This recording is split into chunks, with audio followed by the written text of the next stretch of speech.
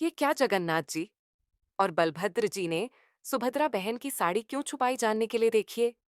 ये अद्भुत कथा बहुत समय पहले की बात है, जब पुरी का जगन्नाथ मंदिर उतना विशाल नहीं था जितना आज है। उस समय भगवान जगन्नाथ, बलभद्र जी और बहन सुभद्रा जी, तीनों भाई बहन एक साथ रहते थे। जगन्नाथ जी तो हमेशा से शरारती स्वभाव के थे और बलभद्र जी उनका पूरा साथ देते थे। सुभद्रा जी थोड़ी शांत स्वभाव की थी, इसलिए दोनों भाई अक्सर मिलकर उनसे या मंदिर के पुजारियों से मजाक करते रहते थे। एक बार गर्मियों का मौसम था। मंदिर में रथ यात्रा की तैयारियां चल रही थीं।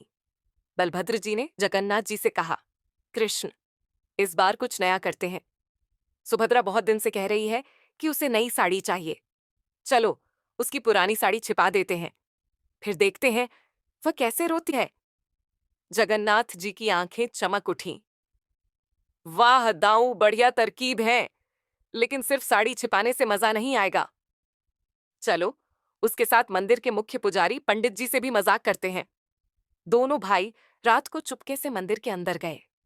पहले उन्होंने सुभद्रा जी की सबसे पसंदीदा नीली साड़ी को रथ के पहिए के नीचे छिपा दिया। फिर बलभद्र जी ने अपना हल हलधर है ना उठाया और मंदिर के आंगन में एक बड़ा सा गड्ढा खोद डाला। ऊपर से उन्होंने पत्ते और फूल डालकर उसे ढक दिया। जगन्नाथ जी ने हंसते हुए कहा, कल सुबह पंडित जी जब प्रसाद चढ़ाने आएंगे तो सीधे इस गड्ढे में गिरेंगे। सुबह हुई। सुभद्रा जी अपनी साड़ी ढूंढने लगी।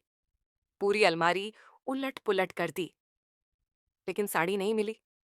वो रोने लगी, मेरी नीली साड़ी कहाँ गई? आज तो मुझे रथ पर चढ़ना है। इधर पंडित जी पूजा करने आए। जैसे ही वे तेज कदमों से आंगन पार कर रहे थे, अचानक पैर फिसला और धड़ाम सीधे गड्ढे में गिर गए।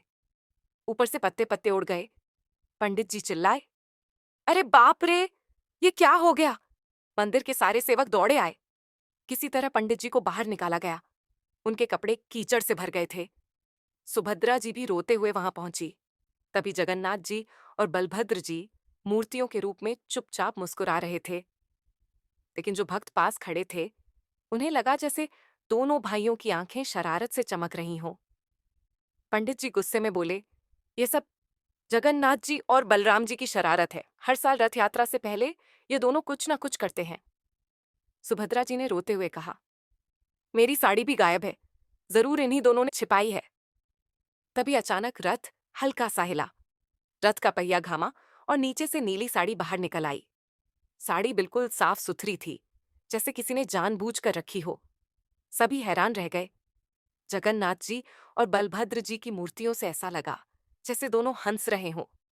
पंडित जी ने हाथ जोड़कर कहा, हे प्रभु, आपकी लीला अपरंपार है। हमसे शरारत करो, लेकिन हमें दर्शन देना मत छोड़ना। उस दिन से रथ यात्रा में एक नई परंपरा शुरू हुई। लोग कहते हैं कि अगर रथ यात्रा से पहले कोई छोटी मोटी मुसीबत आ जाए, तो समझो जगन्नाथ जी और बलभद्र जी की शरारत है, और वह मुसीबत हमेशा हंसी खुशी में बदल जाती है। आज भी पुरी में जब रथ यात्रा होती है, भक्त हंसते हुए कहते हैं, जगन्नाथ जी, और दाऊ की शरारत फिर शुरू हो गई। जय जगन्नाथ, जय बलभद्र।